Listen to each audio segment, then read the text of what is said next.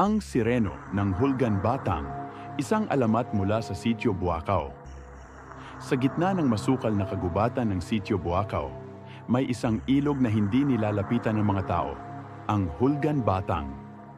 Sa lumang wikang Bisaya, ang ibig sabihin nito ay ilog kung saan kinukuha ang mga bata.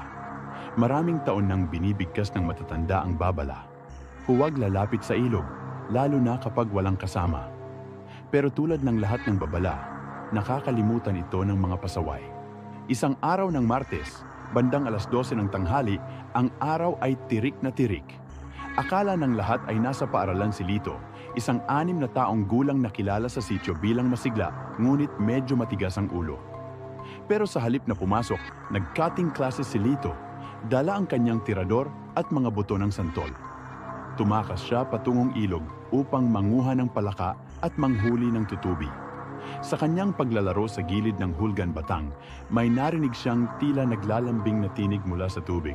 "Lito, halika muna rito." Tumingin siya, wala naman siyang nakita. Pero ang tubig ay tila kumikislap, parang may pilak sa ilalim. Lumapit siya, hawak ang kanyang tirador. Sa kanyang pagtitig sa tubig, biglang may lumitaw, isang nilalang na may katawan ng tao, pero ang balat ay maputlang asul, matay itim na parang hukay, at buhok na mahaba at puno ng damong tubig. Sa ibaba ng baywang nito, may makintab at makapal na buntot. Siya si Sidaga, ang sinumpang sireno ng Hulgan Batang. Mabilis ang nangyari, walang sigaw, walang kaluskos. Pagdating ng 12:30, isang matandang naglalakad ang nakakita sa sahig ng ilog.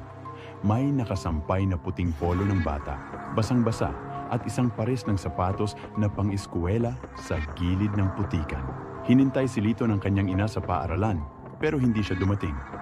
Kinabukasan, buong barangay ang naghanap, pero wala.